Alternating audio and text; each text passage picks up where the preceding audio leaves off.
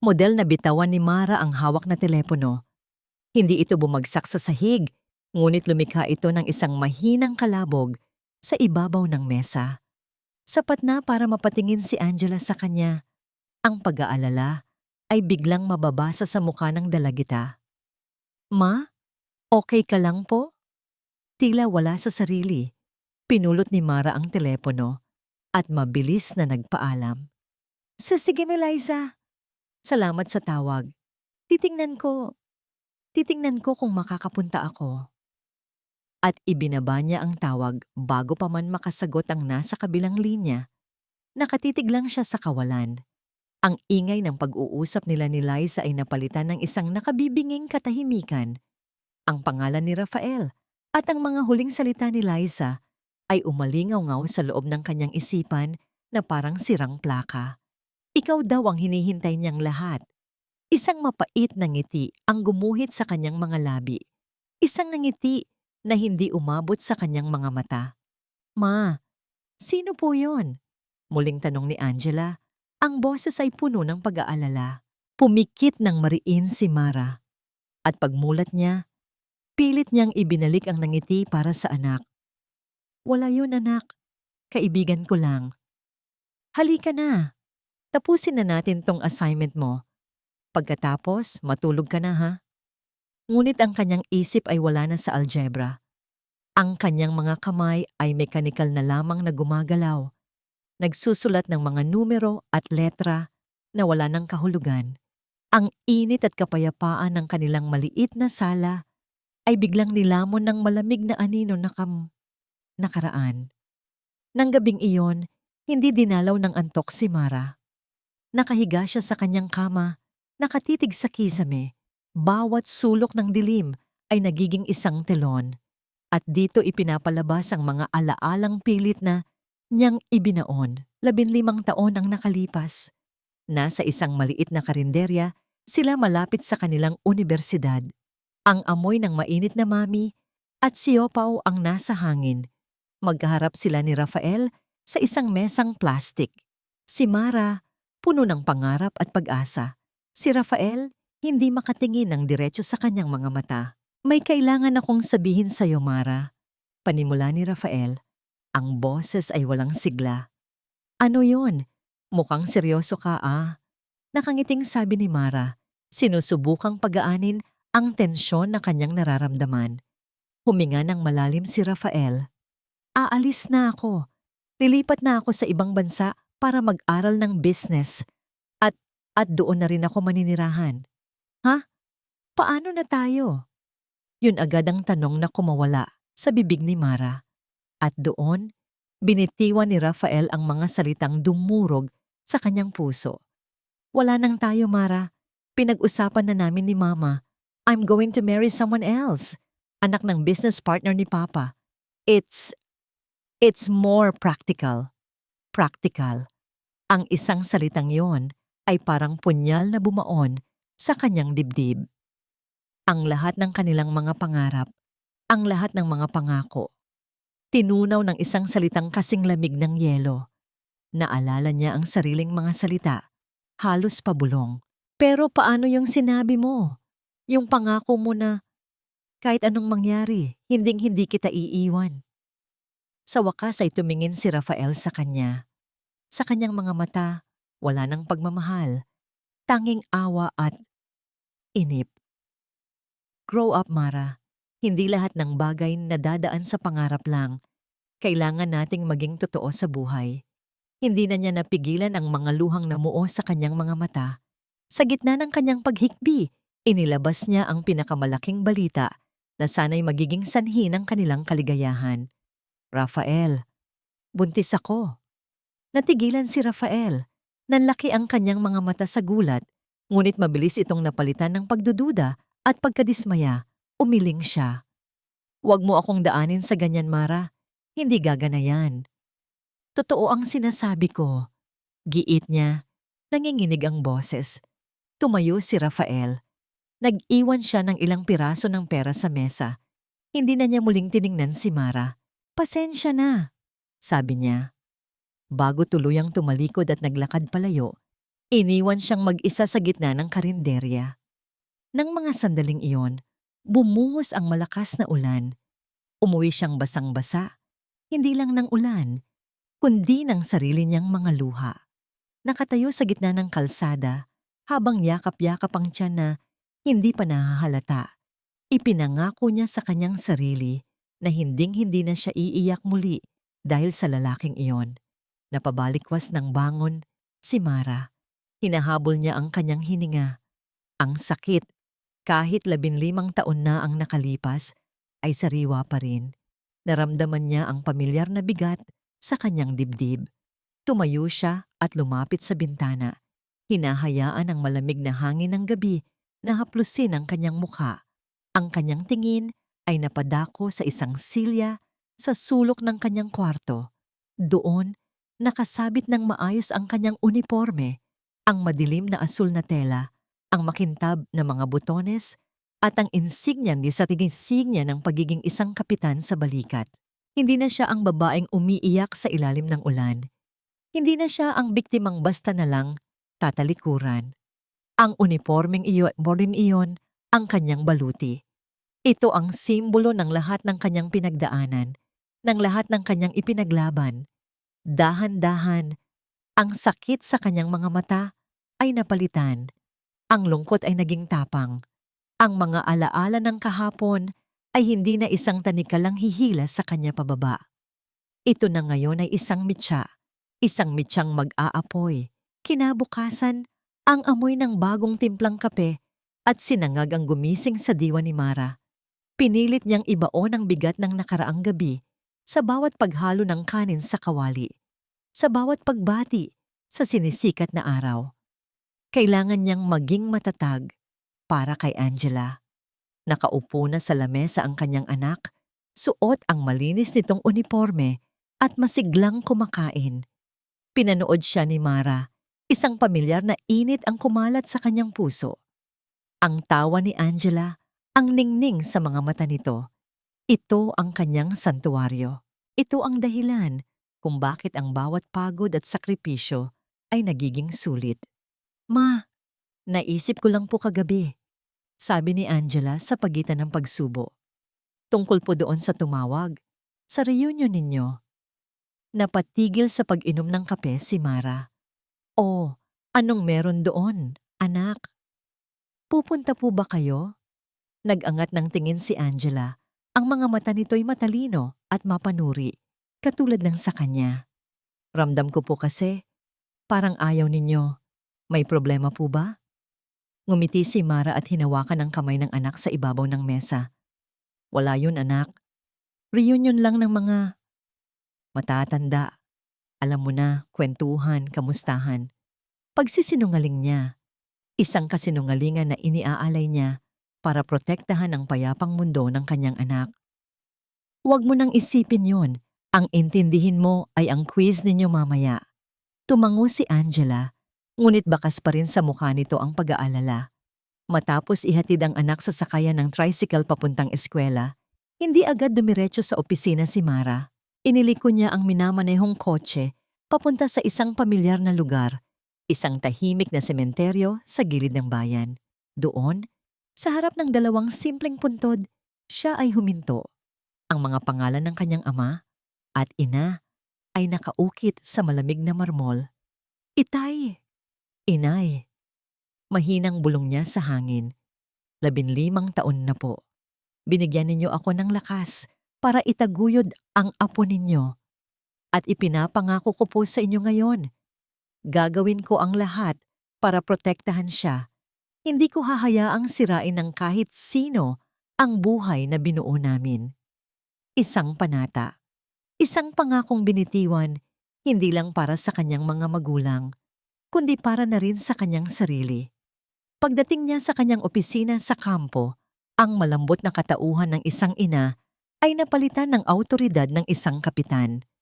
Ang kanyang mga galaw ay tiyak, ang kanyang mukha ay seryoso. Bumati sa kanya ang mga tauhan at sinuklian niya ito ng isang magalang na tango. Sa ibabaw ng kanyang mesa, sa gitna ng mga folder at papeles, ay may isang makapal na folder na kulay kape. Nakasulat dito sa malalaking letra ang mga salitang nagpabilis muli sa tibok ng kanyang puso. Alonzo Corp. Confidential. Tinitigan niya ito. Sa loob ng ilang buwan, ito ang kasong pinag-aaralan ng kanyang unit. Isang masalimuot na network ng money laundering na nakatago sa likod ng isang lehitimong kumpanya. At sa gitna ng lahat ng ito, isang pangalan ang palaging lumulutang.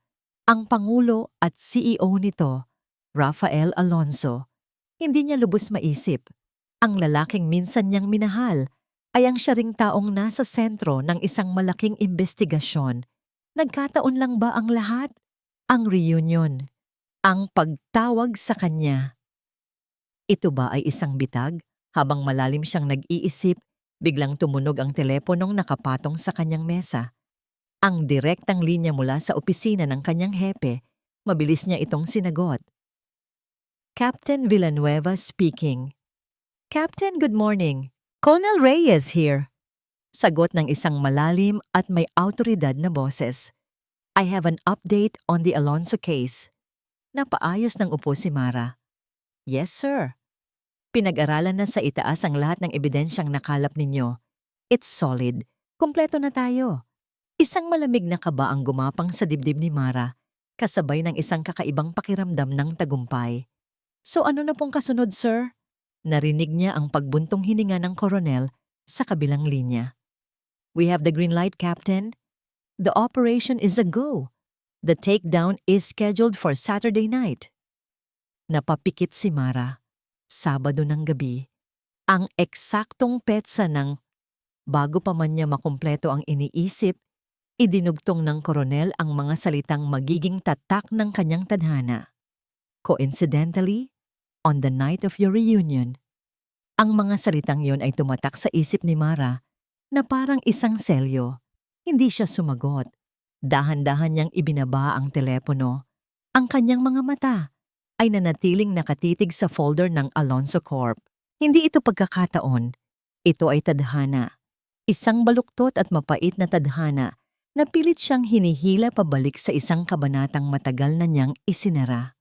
Sa tuktok ng isa sa pinakamatataas na gusali sa Makati, sa loob ng isang napakalawak na opisina na may pader na gawa sa salamin, tanaw ni Rafael Alonzo ang buong syudad. Ang mga sasakyan sa ibaba ay parang mga langgam. Ang mga tao ay tuldok na lamang. Mula dito, siya ang hari. Umikot siya sa kanyang upuan na gawa sa mamahaling leather at humithit mula sa kanyang tasa ng kape, isang espesyal na timpla na ipinadala pa mula sa ibang bansa.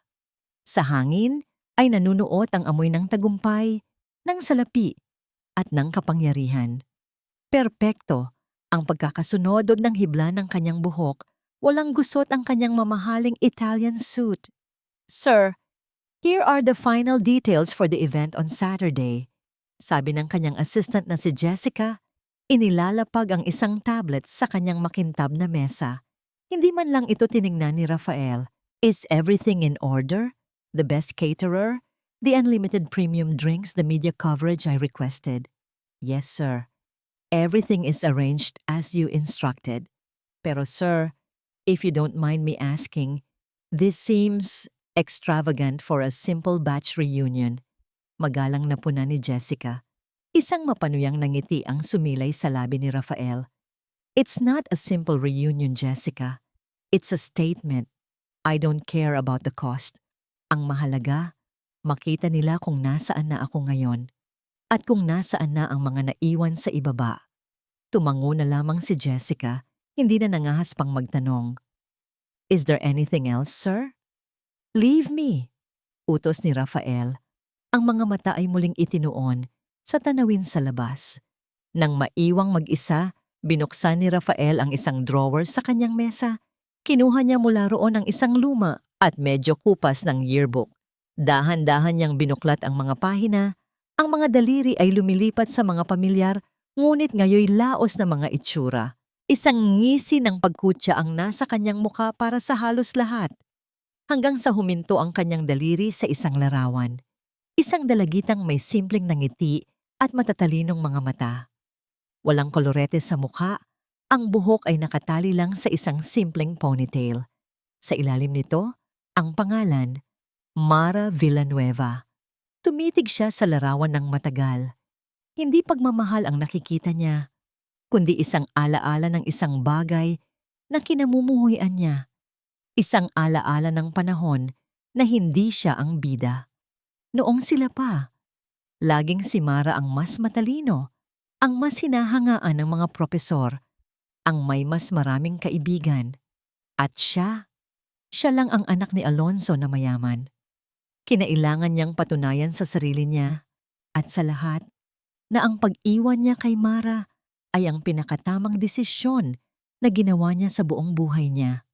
Lumapit siya sa salaming pader at tinitigan ang sariling refleksyon. Ang makisig na lalaki, ang bilyonaryong negosyante. Itinaas niya ang kanyang kamay at pinasadahan ng tingin ang mamahaling relos na kumikinang sa kanyang pulso. Ito siya ngayon, matagumpay. Ngunit sa isang kisap mata, sa sulok ng kanyang paningin, tila nag-iba ang kanyang refleksyon. Nakita niya hindi ang hari ng Makati, kundi isang payat na binatang estudyante, laging nakatayo sa likod ng anino ni Mara. Mabilis siyang pumikit at umiling, iwinawak siyang imahe. Iyon ang nakaraan, ito na ang ngayon, at sa Sabado ng gabi, sisiguraduhin niyang mabubura na nang tuluyan ang multo ng kahapong yon. Biglang tumunog ang kanyang telepono, ang pangalan ng kanyang asawa, ang lumabas sa screen. Walang gana niya itong sinagot. "Yes, darling," malamig niyang sabi. "No, I'm busy. May mahalaga akong inaasikaso." "Yes, of course. I'll have Jessica send you the details." At ibinaba niya ang tawag nang hindi man lang nagpapaalam. Muli siyang naupo at kinuha ang kanyang personal na cellphone. Nagdial siya ng isang pamilyar na numero. "Lisa, my favorite chismosa." Bati niya na may pekeng sigla. "Kumusta? May balita na ba tayo?" Narinig niya ang masiglang sagot mula sa kabilang linya. "Excellent," sabi ni Rafael.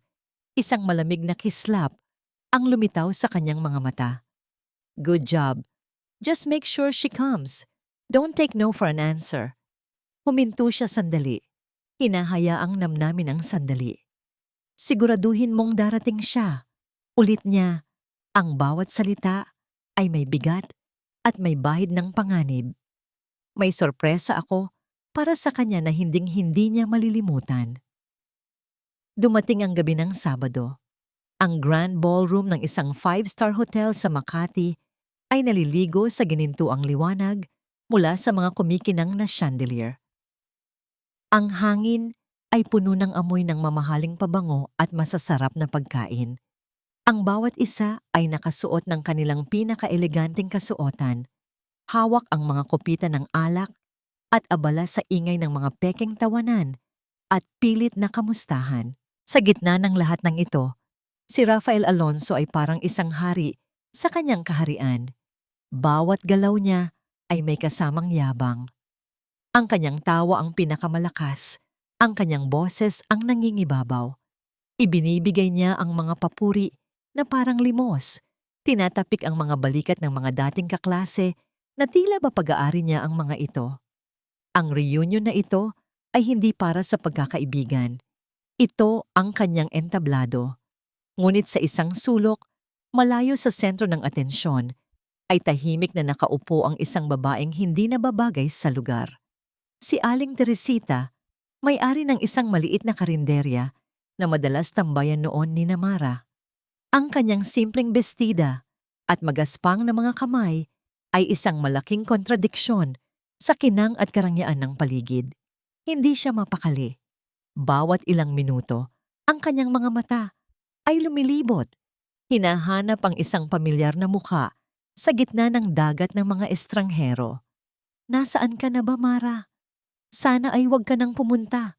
Bulong niya sa sarili. Isang waiter ang lumapit sa kanya. May dalang tray ng matataas na kopita na puno ng champagne. "Ma'am, champagne po." Magalang na alok nito. Umiling si Aling Teresita at ngumiti ng bahagya. "Hindi, iho. Tubig na lang." Salamat.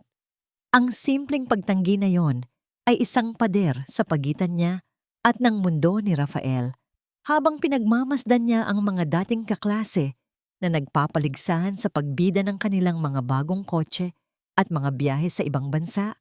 Mas lalo niyang naramdaman ang kaba para sa kaibigan. Alam niya kung gaano kalupit si Rafael noon. Mas lalo pa siguro ngayon. Biglang humina ang tugtog. Isang spotlight ang tumutok sa maliit na entablado sa harap. Ang lahat ng pag-uusap ay natigil. Ang lahat ng mga mata ay napako sa iisang direksyon. Doon, dahan-dahang umakyat si Rafael Alonzo, hawak ang isang mikropono. Isang malapad na ngiti ng tagumpay ang nakapaskil sa kanyang mukha. Itinaas niya ang kanyang kamay at ang buong silid ay pumalakpak. Good evening, everyone! Umalingaw-ngaw ang kanyang boses sa buong ballroom. Welcome! Isang malaking karangalan na makita kayong muli pagkatapos ng 15 taon. Nagpatuloy siya sa mga pabalatbungang pasasalamat at pagbati. Ngunit may kakaibang kislap sa kanyang mga mata. Isang bagay na nagpatindig ng balahibo ni Aling Teresita. Bago ang lahat, pagpapatuloy ni Rafael, ang kanyang tono ay biglang naging mas personal, mas mapanukso. May gusto lang akong ikwento sa inyo. Huminto siya, hinahayaang mabitin sa ere, ang bawat isa. Isang kwento tungkol sa tamang desisyon. Model lahat ng mata ay napako sa bumubukas na pinto. Nag-aabang sa isang kaawa-awang tanawin na ipinangako ni Rafael. Ang unang pumasok ay liwanag mula sa pasilyo na gumuhit ng isang mahabang parihaba sa kumikinang na sahig. At sa gitna ng liwanag na yon, isang silweta ang nabuo. Isang silweta na matikas, matuwid. Hindi ito ang babaeng inaasahan nila. Dahan-dahan, isang babae ang humakbang papasok sa ballroom. Ang bawat hakbang niya ay may bigat. Ang tunog ng kanyang sapatos sa marmol na sahig ay matatag at may ritmo. Isang tunog na hindi nababagay sa ingay ng isang salo-salo. Hindi siya nakasuot ng gown, hindi siya nakasuot ng alahas. Nakasuot siya ng isang malinis at plansadong uniforme ng pambansang pulisya. Ang madilim na asul na tela ay tila sumisipsip sa lahat ng kinang ng mga ilaw sa paligid. Ang kanyang buhok ay maayos na nakapusod. Ang kanyang mukha ay seryoso, kalmado, at walang mababakas na anumang emosyon. Sa kanyang balikat, kumikinang ang insignia ng isang kapitan. Ang bulungan ay naging katahimikan. Ang musika, na kanina lang ay masigla, ay tila naputol sa ere. Ang mga kopita ay nanatiling nakabitin sa mga kamay ng mga panauhin. Maging ang mga waiter ay natigilan sa paglalakad. Ang buong silid ay huminto sa pag-inog. Ito si Mara Villanueva, ngunit hindi ito ang Mara na kilala nila. Hindi ito ang Mara na inaalipusta ni Rafael. Sa entablado, ang mapanuyang ngiti ni Rafael ay nanigas sa kanyang mukha. Unti-unti itong naglaho, napalitan ng pagkalito, pagkatapos ay nang hindi makapaniwalang pagtataka. Ang mikropono ay dahan-dahang dumulas mula sa kanyang nanginginig na kamay, lumikha ng isang nakakabinging feedback sa mga speaker bago ito tuluyang nahulog sa sahig. Nakatayo siyang parang tinubuan ng ugat sa kinatatayuan. Ang bibig ay bahagyang nakabukas. Walang salitang lumalabas. Hindi pinansin ni Mara ang sinuman. Ang kanyang mga mata ay diretsong nakatingin sa harap. Tila sinusuri ang buong silid sa isang mabilis na sulyap. Nang dumaan ang kanyang tingin sa mesang kinaroroonan ni Aling Teresita, isang halos hindi mapapansing pagtango ang kanyang ibinigay. Isang mabilis na pagkilala na para lamang sa kanilang dalawa. At pagkatapos, nagsimula siyang maglakad. Hindi siya huminto sa may pintuan. Hindi siya naghahanap ng mauupuan. May isang direksyon lamang ang kanyang tinatahak. Diretso. Papunta sa entablado. Papunta kay Rafael. Ang bawat hakbang ni Mara ay parang malakas na pagtibok ng puso sa nananahimik na bulwagan. Ang kanyang anino ay dahan-dahang gumapang sa sahig. Lumalaki habang papalapit siya sa entablado. Tila isang paparating na unos na handang lamunin ang lahat. Umakyat siya sa entablado gamit ang mga hagdan sa gilid. Ang kanyang mga galaw ay kalmado at tiyak. Hindi niya pinansin si Rafael na ngayon ay namumutla at pinagpapawisan sa kabila ng malamig na aircon. Dumiretso siya sa lectern, kinuha ang isa pang mikropono at binuhay ito. Isang mahinang tunog ang lumabas sa mga speaker at ang tunog na yon ay sapat na para gisingin ang lahat mula sa kanilang pagkatulala. Humarap si Mara sa mga manonood. Ang kanyang mukha ay nanatiling isang blangkong maskara ng profesionalismo. Magandang gabi. Ang kanyang boses ay malinaw at matatag, walang bahid ng panginginig, walang bakas ng 15 taon ng sakit. Umalingaw ito sa bawat sulok ng silid. Ako si Captain Mara Villanueva ng Criminal Investigation and Detection Group, isang kolektibong paghinga ng gulat ang narinig mula sa mga tao. CIDG, hindi ito biro. Nandito kami ngayong gabi. Pagpapatuloy niya para isilbi ang isang warrant of arrest. At doon, sa unang pagkakataon, dahan-dahan niyang inilipat ang kanyang tingin. Mula sa mga dating kaklase, ito ay lumapag na parang isang mabigat na tanikala. Sa lalaking nakatayo, ilang talampakan lamang ang layo mula sa kanya. Nakita ni Rafael ang mga mata ni Mara. At sa mga matang yon, wala siyang nakitang galit. Wala siyang nakitang paghihiganti. Ang nakita niya ay isang bagay na mas nakakatakot. Ang malamig. At walang kinikilingang mukha ng batas. What is this? Anong kalokohan to, Mara? Nauutal na tanong ni Rafael. Ang kanyang boses ay basag at mahina. Sinubukan niyang tumawa, ngunit ang lumabas lang ay isang kakatwang tunog. Is this some kind of sick joke? Dahil lang ba? Dahil sa atin? Hindi sumagot si Mara. Sa halip, nagbigay siya ng isang halos hindi mapansing senyas gamit ang kanyang ulo.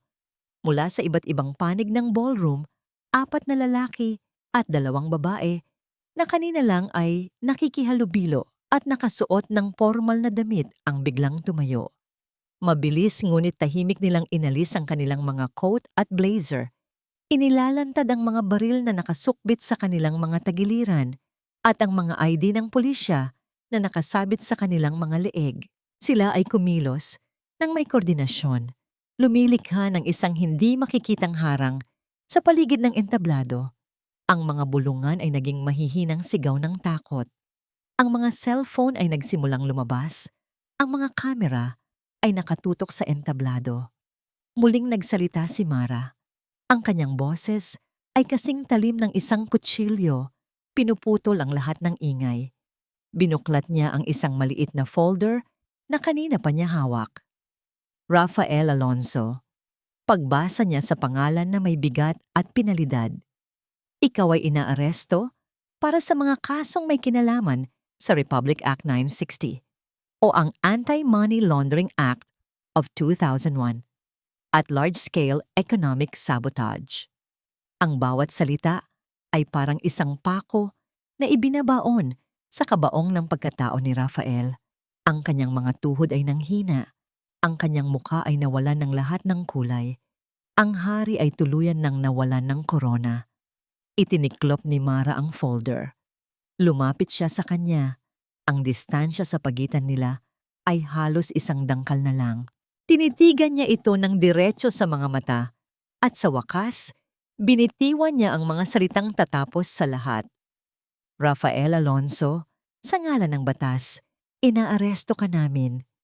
Ang mga salitang yon ay parang isang hatol na binitiwan sa isang korte. 2 sa mga operatiba na nakasuot sibilyan ang mabilis na umakyat sa entablado. Ang isa ay nagsimulang basahin kay Rafael ang kanyang mga karapatan. Ang pamilyar na litanya ng Miranda rights ay umalingaw-ngaw sa mamahaling sound system. Ang isa naman ay kumuha ng isang pares ng posas, ang malamig at makintab na bakal. Hindi niyo pwedeng gawin to. Sa wakas ay sumigaw si Rafael, nagpupumiglas na parang isang hayop na nasukol. Hindi niyo ako kilala. Tatawagan ko ang mga abogado ko, ang nanay ko. Pagsisisihan niyo to. Ngunit ang kanyang mga banta ay walang bigat. Ang kanyang kapangyarihan ay naglaho kasama ng pagkawala ng kanyang ngiti. Isang matalas na click ang narinig sa buong silid nang isara ang posa sa kanyang mga pulsuhan sa ibabaw mismo ng kanyang relos na nagkakahalaga ng milyon-milyon. Ang tunog na yon ang nagsilbing hudyat. Ang party ay tapos na. Sinimulan siyang ilakad ng mga pulis pababa ng entablado. Ang mga dating kaklase na kanina lang ay nakikipagtawanan sa kanya ay nag-iwasan, umurong na, parang mayroon siyang nakakahawang sakit. Ang kanilang mga muka ay pinaghalong takot, pagkasuklam, at para sa ilan, isang lihim na kasiyahan. Ang mga papuri ay napalitan ng bulungan. Ang paghanga ay naging tsismis. Grabe, totoo pala. Nakakahiya. Hala, buti na lang hindi ako sumosyo sa kanya. Ang bawat salita ay isang karayom na tumutusok sa kanyang pagkatao. Itinaas niya ang kanyang ulo, hinahanap ang kahit isang kakampi sa dagat ng mga mapanghusgang mata, ngunit wala siyang nakita. Tanging ang mga kumikinang na lente ng mga cellphone na sabay-sabay na nagre-record ng kanyang kahihiyan. Habang hinihila siya palabas, napadaan sila kay Aling Teresita. Hindi siya tiningnan ng matanda ng may galit. Tiningnan niya siya ng may awa. Isang malungkot na pag-iling, ang tanging isinukli sa lalaking minsan ay nangarap kasama ng kanyang kaibigan. Si Mara ay nanatili sa entablado, pinapanood ang lahat sa isang tahimik na distansya. Ang kanyang trabaho ay tapos na. Nang malapit na si Rafael sa pinto, tila isang huling pagsabog ng desperasyon ang pumuno sa kanya. Tumigil siya sa paglalakad at ipinagsiksikan ang sarili para lumingon. Ang kanyang mga mata, na ngayon ay puno ng luha at galit, ay hinanap si Mara sa entablado. Lahat ng kanyang yabang, lahat ng kanyang pera, lahat ng kanyang kapangyarihan, lahat ay nawala. At sa kahuli-hulihang sandali ng kanyang kalayaan, isang tanong na matagal na niyang ibinaon kasama ng kanyang konsensya ang biglang kumawala. Gamit ang natitirang lakas, isinigaw niya ang isang tanong na bumasag sa puso ng gabing iyon. Ang anak natin, buhay ba siya? Natigilan si Mara. Ang tanong na yon. Ang tanong na 15 taon nang nakabaon. Ang tanong na nagpalala sa bawat paghikbi niya sa dilim. Ang tanong na binuo ng kanyang puso sa bawat gabi na mag-isa niyang nilalabanan ng mundo para sa kanilang anak. At ngayon, lumabas iyon mula sa bibig ng lalaking nag-iwan sa kanila. Walang pagbabago sa ekspresyon ng mukha ni Mara. Ang kanyang mga mata ay nanatiling kalmado, malamig. Hindi niya sinagot si Rafael. Hindi niya kailangang sagutin. Ang katahimikan niya ay mas malakas pa sa anumang salita. Sa mga operatiba, ito ay isang desperadong tanong ng isang lalaking nahuling gumagawa ng krimen. Ngunit para kay Mara, ito ay isang patunay ng kalupitan ni Rafael. Isang taong handang magpanggap na walang alam para lamang makatakas sa kanyang pananagutan. Ang pagtatanong niya ngayon ay isang huling pagtatangka na hilahin siya pabalik sa nakaraan, na gawing personal ang lahat. Ngunit hindi siya papayag, hindi siya titingin. Hindi niya bibigyan si Rafael ng kasiyahang makita ang anumang emosyon sa kanyang mukha. Ang Mara na nasa harap niya ngayon ay hindi na ang Mara na nakilala niya noon. Mabilis na hinila ng mga pulis si Rafael palabas ng ballroom. Ang kanyang mga sigaw at pagpupumiglas ay unti-unting humina hanggang sa tuluyan itong nawala sa pasilyo. Ang mga dobling pinto ay muling sumara. Inilalayo ang ingay ng kanyang pagbagsak. Isang matinding katahimikan ang bumalot sa silid. Ang aircon na gumagana pa rin ay tila naging nakabibinging tunog.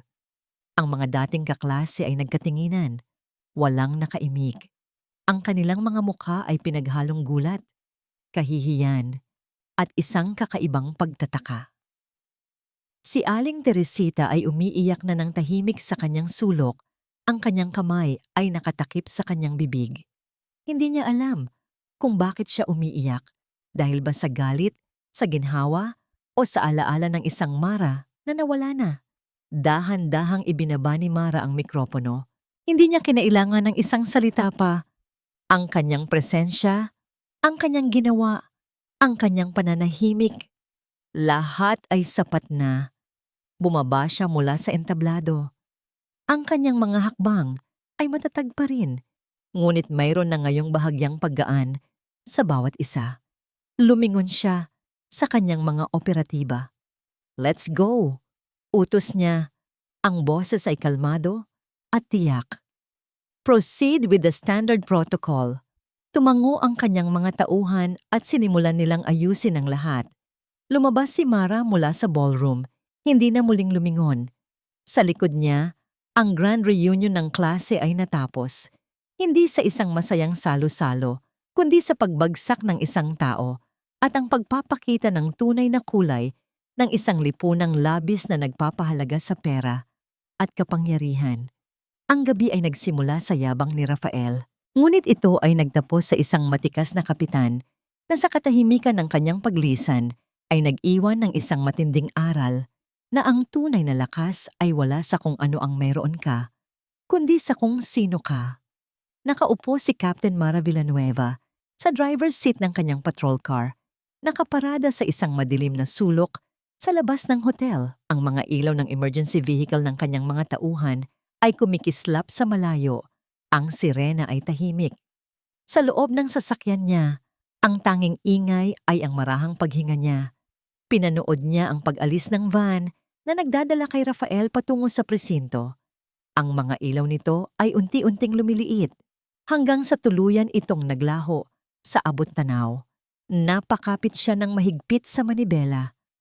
Ang lahat ng emosyon na pilit niyang pinigil sa loob ng ilang oras, ang lahat ng sakit at bigat ay biglang bumalik. Ibinaling niya ang kanyang ulo at isinandal sa manibela. Isang malalim na buntong hininga ang kumawala sa kanyang dibdib na tila ba matagal nang nakakulong doon. Pagkatapos, isang mainit na luha ang dahan-dahang dumaloy sa kanyang pisngi. Hindi ito luha ng kaligayahan, hindi rin luha ng galit. Ito ay luha ng paglaya. Paglaya mula sa nakaraan. Paglaya mula sa bigat ng isang sugat na sa wakas ay naghilom na. Para sa mga kasamahan niya, isa lang itong matagumpay na operasyon. Para sa mga dating kaklase niya, ito ay isang iskandalo. Ngunit para sa kanya, ito ay isang pagtatapos. Isang pagtatapos sa isang kabanatang matagal na niyang inasam na isara. Isang minuto pa siyang nanatili roon, pinahihintulutan ng kanyang sarili na maramdaman ng lahat, ang pagod, ang lumbay, at ang kakaibang pakiramdam ng kapayapaan.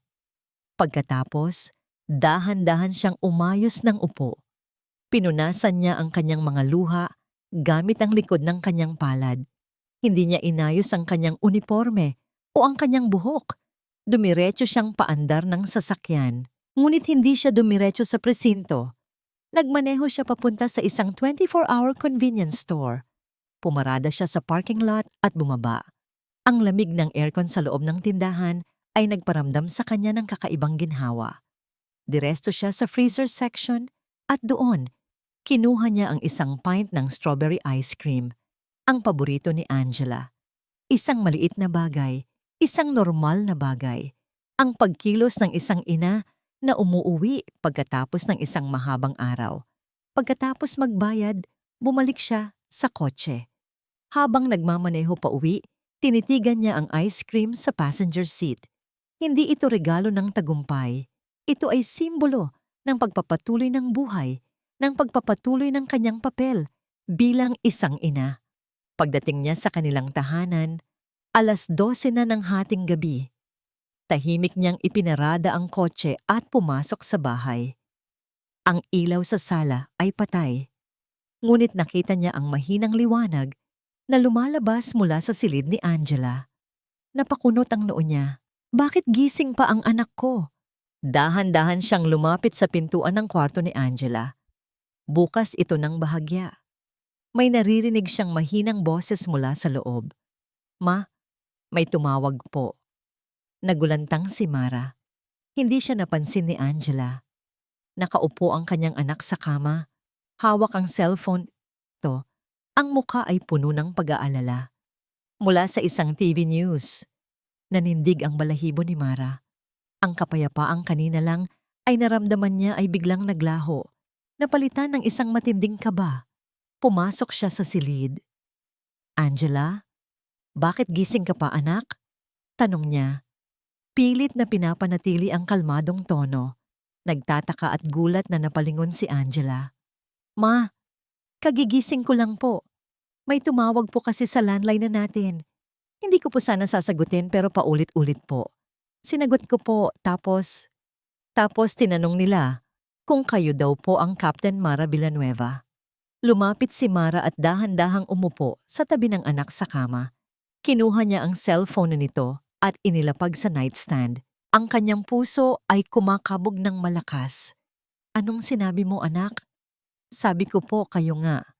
Tapos, tinanong po nila kung totoo daw po yung balita na inaresto niyo po yung isang sikat na businessman na nagngangalang Rafael Alonzo. Sabi ni Angela, ang kanyang mga mata ay nanlalaki sa pag-aalala. Totoo po ba ma? Sino po iyon? Huminga ng malalim si Mara. Alam niya na darating ang sandaling ito. Alam niya na hindi habang buhay niyang maitatago ang kanyang nakaraan mula sa anak.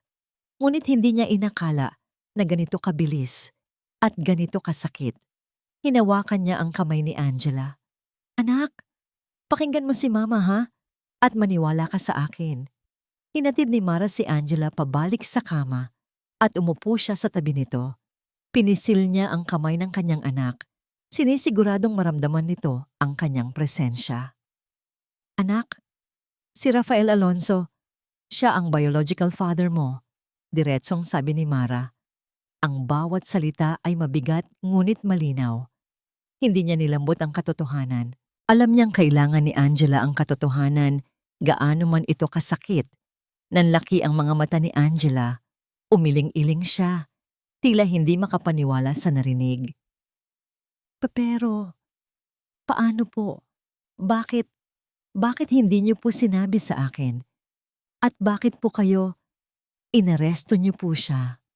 Nagsimulang magkwento si Mara. Hindi niya inilarawan ang lahat ng kapaitan ng nakaraan. Sa halip, inilahad niya ang kwento ng may pag-iingat, itinatampok ang mga aral at ang kanyang pagmamahal. Ikinuwento niya kung paano sila nagkakilala ni Rafael nung kabataan nila, kung paano sila nagmahalan, at kung paano sila binitawan ni Rafael para sa praktikal na dahilan, ang kayamanan ng kanyang pamilya. Napakasakit anak, sabi ni Mara. Ang boses ay bahagyang nanginginig. Pero mas sumakit nang malaman kong buntis ako dahil alam kong kailangan kitang itaguyod mag-isa. Isinantabi ni Mara ang kanyang sariling sakit. Tinitigan niya ang kanyang anak. Pero alam mo Angela, ikaw ang naging lakas ko. Ikaw ang nagbigay sa akin ng dahilan para lumaban. Lahat ng paghihirap ko, lahat ng sakripisyo ko, ginawa ko yan para sa'yo. Para magkaroon ka ng mas magandang buhay. Isang buhay na walang anino ng nakaraan. Ipinaliwanag niya kung paano siya nag-aral ng mabuti, pumasok sa akademya ng pulisya, at naging isang kapitan. Ipinaliwanag din niya ang tungkol sa kaso ni Rafael. Hindi ito personal na paghihiganti, kundi pagtupad sa kanyang tungkulin bilang isang alagad ng batas. Ang Alonzo Corp, anak, ay sangkot sa ilegal na gawain, patuloy ni Mara. At bilang isang pulis, tungkulin kong panagutin ang mga gumagawa ng masama, kahit sino pa sila. Pinunasan ni Angela ang luha na hindi niya namalayang tumutulos sa kanyang pisngi. Niyakap niya ng mahigpit ang kanyang ina. Ang pagmamahal niya sa ina ay mas lalo pang lumalim.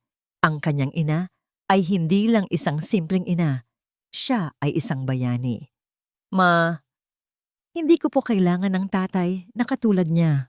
Bulong ni Angela sa dibdib ni Mara. Kasi po, sapat na kayo ma. You are my hero. Ang mga salitang iyon ay parang balsam sa puso ni Mara. Niyakap niya ang anak ng buong higpit. Hinayaan ang mga luhang matagal ng pinipigil na dahan-dahang dumaloy. Ang lahat ng sakit, lahat ng paghihirap ay tila naglaho. Sa wakas, nahanap niya ang kapayapaan. Naramdaman niya ang pagkilos ng kanyang cellphone na nasa nightstand. Isang tawag. Tiningnan niya ang caller ID. Ito ay mula sa kanyang hepe. Binitawan niya si Angela at sinagot ang tawag. Captain Villanueva speaking. Captain, I apologize for calling so late. Sabi ng koronel, ang boses ay may halong pag-aalala. But I have an urgent matter.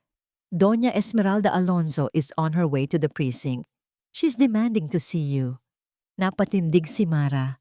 Ang pangalan ni Doña Esmeralda, ang ina ni Rafael, ang babaeng nagdiin kay Rafael na iwanan siya. Ang kapayapaang naramdaman niya kanina ay muling nilamon ng isang malamig na alon ng pag-aalala. Alam niya kung gaano kalakas at maimpluwensya ang pamilya Alonzo. At alam niyang si Doña Esmeralda ay hindi kailanman uupo nang tahimik habang dinudurog ang kanyang anak. Naiintindihan ko po, sir. Sagot ni Mara. Ang kanyang boses ay muling naging professional. Punta na po ako dyan and dyan. Captain? Dagdag ng koronel. Ang boses ay seryoso. Mag-ingat ka. Kilala ko si Doña Esmeralda. Hindi siya basta-basta susuko. Delikado yan. Masusunod po, sir. Salamat po. Ibinaba ni Mara ang tawag. Tumingin siya kay Angela, na ngayon ay nakatitig sa kanya. Ang mga mata ay puno ng tanong. Ma? May problema po ba? Ngumiti si Mara. Pilit na pinatibay ang loob. Wala yan, anak. Trabaho lang. Kailangan ko lang ayusin ang ilang papeles. Ikaw, matulog ka na, ha? Gusto mo ba ng gatas? Umiling si Angela. Hindi na po, ma. Pero mag-iingat po kayo. Hinaplos ni Mara ang buhok ng anak. Oo naman, anak, lagi. Bumangon siya at lumabas ng silid. Ngunit sa paglabas niya, ang kanyang mga kamay ay ikinuyom. Ang laban ay hindi pa tapos. Ito ay nagsisimula pa lang. Pagdating ni Mara sa presinto, hating gabi na. Ang mga ilaw sa loob ay bahagyang madilim, nagbibigay ng isang nakakapanlumo na pakiramdam. Sinalubong siya ng duty officer na agad siyang ginabayan patungo sa isang pribadong interrogation room. Pagpasok niya sa silid, agad na bumungad sa kanya ang isang matikas na babae na may edad na, nakasuot ng isang mamahaling itim na damit at pinalamutian ng mga kumikinang na alahas. Si Doña Esmeralda Alonzo. Kasama niya ang dalawang abogado na nakaupo sa tabi niya. Ang kanilang mga mukha ay seryoso at walang emosyon. Ang presensya ng Donya ay punong-puno ng kapangyarihan at paghamak. Umupo si Mara sa harap nila, hindi nagpapakita ng anumang takot. Captain Villanueva, panimula ni Doña Esmeralda. Ang boses ay malamig at matalim, parang yelo. I assume you are the one responsible for this barbaric act against my son. Hindi sumagot si Mara. Sa halip inilabas niya ang kanyang ID at inilapag sa mesa. Doña Esmeralda, narito po ako para sa isang opisyal na usapan. Kung meron po kayong reklamo, maaari ninyo po itong idaan sa tamang proseso. Humalakhak si Doña Esmeralda. Tamang proseso? Ang pag-aresto sa aking anak sa harap ng maraming tao at sa isang event na siya mismo ang nag-organisa? Is that what you call tamang proseso, Captain? Ang aking unit po ay sumusunod sa batas, Doña Esmeralda. Ang inyong anak ay inaresto batay sa mga matibay na ebidensya. Kalmadong sagot ni Mara. Ebidensya? Puro kayo ebidensya. Sumigaw si Doña Esmeralda. Ang kanyang mata ay nagliliyab sa galit. Alam ko kung sino ka, Mara Villanueva. Ikaw ang babaeng niligawan ng aking anak noong kabataan niya. Ang babaeng akala mo ay makakasama mo sa tuktok ng mundo. At ngayon, ginagamit mo ang posisyon mo para sa personal na paghihiganti? Is that it? Hindi po ako gumagawa ng personal na paghihiganti, Doña Esmeralda. Matigas na sagot ni Mara. Ginagawa ko po ang aking trabaho. Ngumiti si Doña Esmeralda, isang ngangiti na puno ng panunuya. Trabaho o inggit? Sa tingin mo ba, hindi ko alam ang lahat ng tungkol sa inyo noon? Ang mga pangarap ninyo, ang pagmamahalan ninyo, at ang pagkabigo mo nang iwan ka ng anak ko? Naglabas siya ng isang puting sobre mula sa kanyang mamahaling Hermes bag at inilapag sa mesa. Dahan-dahan niya itong itinulak patungo kay Mara. Listen, Captain. We can make this go away. Magkano ang kailangan mo? Name your price. Isang malaking halaga para sa isang tulad mo na nagmula sa wala. I-revoke mo lang ang warrant, ayusin mo ang papeles, kalimutan na ang lahat, at bibigyan ka namin ng bagong buhay, isang buhay na mas maganda pa sa pangarap mo noon. Tinitigan ni Mara ang sobre. Hindi siya nagulat. Alam niyang ito ang susunod na hakbang ng pamilya Alonzo. Dahan-dahan, itinulak niya pabalik ang sobre. Hindi po nabibili ang hustisya, ma'am, at lalong hindi nabibili ang kapayapaan ng anak ko. Nang marinig ang salitang anak ko, biglang nag-iba ang ekspresyon ni Doña Esmeralda. Ang kanyang mga mata ay nanliit. Isang kakaibang ngiti ang lumabas sa kanyang mga labi. Isang ngiti na nagpatindig ng balahibo ni Mara. Anak? Oh, I see. Sabi ni Doña Esmeralda. Ang boses ay naging malambing, ngunit mas nakakatakot. So, meron ka palang anak, Captain Villanueva? Isang batang babae na. Kung hindi ako nagkakamali, ay 15 taong gulang na rin. Hindi ba? Nabitawan ni Mara ang kanyang ballpen. Ang kanyang puso ay kumalabog ng malakas. Alam na niya. Alam na ni Doña Esmeralda ang tungkol kay Angela. Akala mo ba? Wala akong alam sa pinakatatago mong sikreto, Captain Villanueva.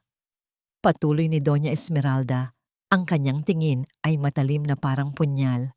Ang sikreto tungkol sa isang batang babae na may kaparehong edad ng anak ko? Isang malamig na ngiti ang sumilay sa labi ni Doña Esmeralda. Ang kanyang mga mata ay nanliit, tinitigan si Mara ng buong paghamak. At sa tingin mo, Captain, hindi ko kayang alamin ang lahat ng tungkol sa batang yon? Kung sino ang mga kaibigan niya, saang eskwelahan siya nag-aaral, kung ano ang mga pangarap niya. Sa unang pagkakataon, naramdaman ni Mara ang takot. Hindi para sa sarili niya, kundi para kay Angela. Kinilabutan siya sa bawat salitang lumalabas sa bibig ng matanda. Ito ay isang banta. Isang direktang banta sa kanyang anak. Ngunit mabilis siyang bumalik sa kanyang sarili. Ipinikit niya ang kanyang mga mata, huminga ng malalim, at nang imulat niya ito, ang takot ay napalitan ng isang apoy ng galit. Ang galit ng isang inang handang lumaban para sa kanyang anak. Huwag ninyo pong idamay ang anak ko rito, Doña Esmeralda. Matigas na sabi ni Mara. Ang kanyang boses ay bumaba, naging mas mapanganib. Wala siyang kinalaman dito. Humalakhak si Doña Esmeralda. Oh, pero may kinalaman siya, Captain. Siya ang pinakamalaking kahinaan mo. At sa mundo namin, ang kahinaan ay ginagamit. Kung hindi ka makikinig sa akin, sisiguraduhin kong hindi na magiging payapa ang buhay ng anak mo. Marami akong koneksyon, marami akong magagawa. Alam mo yan. Itinaas ni Mara ang kanyang kamay, senyales sa mga abogado na huminto. Doña Esmeralda, isa po akong alagad ng batas at anumang pagtatangka ninyong manakot o manakit ng sibilyan, lalo na ng isang menor de edad, ay isang krimen at sisiguraduhin ko pong mananagot kayo. Tumawa si Doña Esmeralda, isang tawa na walang kaluluwa. Mananagot? Ikaw, Captain, ikaw ang mananagot. Sa tingin mo ba, basta na lang kayong makakalabas sa gusot na ito, ang buong Alonzo clan ay kikilos. Hahanap kami ng butas. At sisiguraduhin naming masisira ang reputasyon mo, ang career mo, at ang payapa mong buhay kasama ang anak mo. Napuno ng pagkamuhi ang puso ni Mara. Ang pagmamalaki at kayamanan ni Doña Esmeralda ay nagtakip sa kanyang pagiging makatao. Walang pinagkaiba si Doña Esmeralda sa kanyang anak. Parehong-pareho silang mga buwaya na handang yapakan ng sinuman para lang makuha ang gusto nila. Ginawa ninyo ang lahat para protektahan ang anak ninyo, Doña Esmeralda. Sabi ni Mara, ang bawat salita ay may diin. Tinitigan niya ang matanda ng diretso sa mga mata, walang pag-urong. Ganoon din po ako. Ang pagkakaiba lang natin, nasa tama ako, at ang batas ay nasa panig ko. Tumayo si Mara. Hindi siya kailanman magpapadala sa pananakot. Hindi niya hahayaang sirain ni Doña Esmeralda ang buhay na pinaghirapan niyang buuin para kay Angela. Sa loob ng 15 taon, natuto siyang lumaban, natuto siyang maging matapang. Kinuha niya ang isang makapal na folder mula sa kanyang briefcase na nakapatong sa kanyang tabi. Inilapag niya ito sa mesa. Ang tunog nito ay malakas at pinal. At bago ko po makalimutan, Doña Esmeralda, sabi ni Mara, ang kanyang tinig ay malamig na parang bakal. Hinarap niya ang matandang babae. Ang kanyang mga mata ay nagliliyab sa determinasyon. May warrant din po para sa inyo, Doña Esmeralda, for obstruction of justice. Isang kolektibong paghinga ang narinig mula sa mga abogado ni Doña Esmeralda. Ang matandang babae naman ay nanigas sa kinaupuan. Ang kanyang mga mata ay nanlaki sa hindi makapaniwalang gulat. Ang kulay ng kanyang muka ay naging putlang-putla. Ano? Nautal na tanong ni Doña Esmeralda. Ang kanyang matikas na postura ay biglang gumuho. Anong sinasabi mo? Hindi ito totoo. Hindi mo kayang gawin yan sa akin. Ngumiti si Mara. Isang ngiting hindi umabot sa kanyang mga mata. Ginagawa ko na po, Doña Esmeralda. Ang pagtatangka ninyong suhulan ng isang opisyal ng pulisya at ang inyong banta sa isang menor de edad ay malinaw na paghadlang sa hustisya. Mayroon po kaming recording ng buong pag-uusap na ito. Itinaas niya ang kanyang pulso at doon, sa ilalim ng manggas ng kanyang uniforme, ay kumikinang ang isang maliit na device. Isang recording device na nagdala ng bawat salitang lumabas sa bibig ni Doña Esmeralda. Ang dalawang abogado ay sabay na tumayo. Ang kanilang mga mukha ay nagpapakita ng matinding pagkabahala. Doña Esmeralda, huwag po kayong magsalita. Babala ng isa. Ngunit huli na ang lahat. Tumayo si Mara. Hindi niya hinintay ang tugon ni Doña Esmeralda. Binuksan niya ang pinto ng interrogation room at sumenyas sa mga pulis na nagbabantay sa labas. I-process niyo na po, Sergeant. Utos niya. Ang boses ay kalmado at tiyak. Obstruction of justice, attempted bribery, and threatening a minor. Ang sergeant ay tumango at agad na pumasok sa silid kasama ang dalawa pang pulis. Ang isa sa kanila ay nilapitan si Doña Esmeralda. Doña Esmeralda Alonso, you have the right to remain silent. Anything you say can and will be used against you. Ang pamilyar na litanya ng Miranda rights ay umalingaw-ngaw sa loob ng silid. Ang matandang babae, na kanina lang ay puno ng yabang at kapangyarihan, ay ngayon ay nakaupo ng tulala. Ang kanyang mga mata ay blangko. Hindi pa rin makapaniwala sa nangyayari. Ang kanyang mga alahas ay tila nawalan ng kinang. Umalis si Mara sa silid. Iniwan si Doña Esmeralda sa kamay ng batas. Ang kanyang mga hakbang ay magaan. Ang bigat sa kanyang dibdib ay tuluyang naglaho. Hindi na siya umiyak, hindi na siya natakot. Ang katarungan ay hindi lamang para sa kanya. Ito ay para sa lahat. At sa wakas, ito ay nahanap niya. Makalipas ang ilang linggo, ang kaso ng Alonso Corp ay naging pambansang iskandalo. Ang mga balita ay puno ng detalye tungkol sa kanilang ilegal na operasyon, ang kanilang pagtatangkang suhulan, ang mga opisyal, at ang pagbagsak ng isang tila hindi matitinag na imperyo. Si Rafael Alonso at ang kanyang ina, si Doña Esmeralda, ay kapwa na haharap sa mahabang proseso ng hustisya. Ang kanilang mga pangalan, na kanina lang ay simbolo ng kapangyarihan, ay ngayon ay naging kasing kahulugan ng kahihiyan at korupsyon. Ngunit para kay Captain Mara Villanueva, ang buhay ay dahan-dahang bumalik sa normal. Ang kanyang pangalan ay bumalik sa mga pahina ng pahayagan at sa mga balita sa TV, hindi bilang biktima, kundi bilang isang bayani, isang tapat at matapang na alagad ng batas. Ngunit mas gusto niya ang tahimik na buhay. Isang Sabado ng hapon, matapos ang isang linggo ng pagiging abala sa mga papeles, nagpasya si Mara na magpahinga.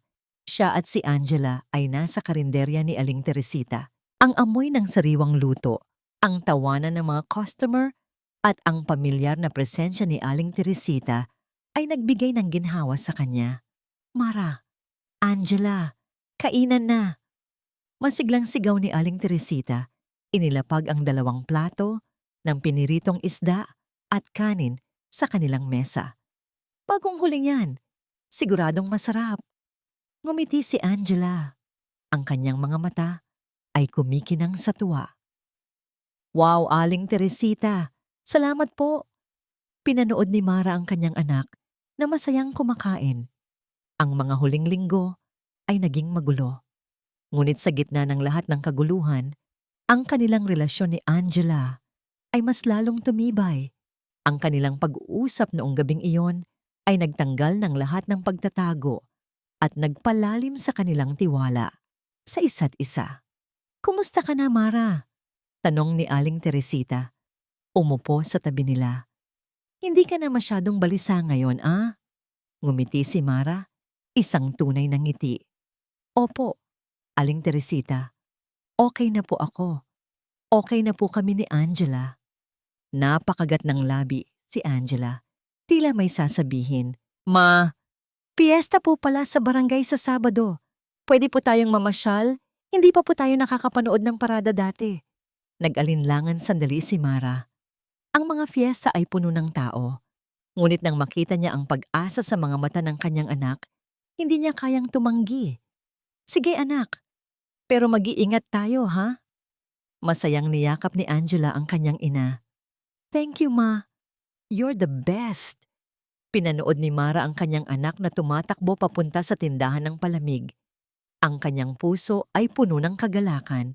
Pero habang umiinom siya ng kanyang kape, napansin niya ang isang mensahe sa ilalim ng pintuan ng karinderya. Hindi ito sulat. Isang simpleng brown envelope na walang pangalan. Kinuha niya ito.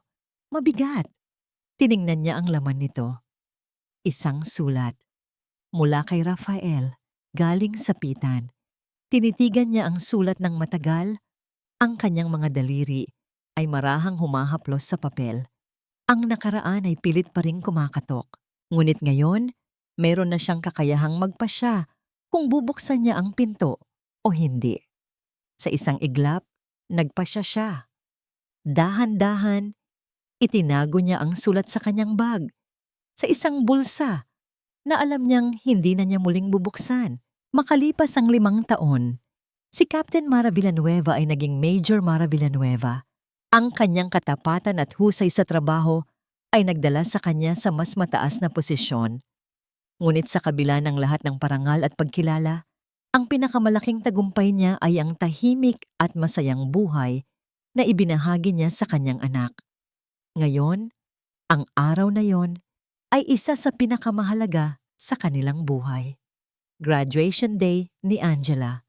Sa isang malaking hall sa universidad, nakaupo si Major Mara Villanueva sa audience. Ang kanyang dibdib ay puno ng pagmamalaki habang pinapanood niya si Angela sa entablado. Maganda na ito, matalino, at puno ng tiwala sa sarili. Si Angela ay nagsasalita bilang valedictorian ng kanilang klase. Maraming salamat po sa aking mga propesor, sa aking mga kaibigan, panimula ni Angela. Ang kanyang boses ay malinaw at matatag. Ngunit ang pinakamalaking pasasalamat ko po ay para sa isang taong nagsilbing ilaw, lakas at inspirasyon sa buong buhay ko. Tumigil siya. Ang kanyang mga mata ay naghahanap sa karamihan hanggang sa magsalubong ang tingin nila ni Mara. Isang matamis na ngiti ang ibinigay ni Angela sa kanyang ina. Para po sa aking ina, si Major Mara Villanueva. Ma, ikaw po ang pinakadakilang bayani ko. Tinuruan mo po ako na lumaban ng patas, na maging matatag sa harap ng pagsubok, at higit sa lahat, tinuruan mo po ako na ang tunay na yaman ay nasa loob ng puso natin. Maraming salamat po sa lahat ng sakripisyo mo, Ma. Mahal na mahal po kita. Nagsimulang umiyak si Mara, hindi dahil sa kalungkutan, kundi dahil sa labis na kagalakan at pagmamalaki.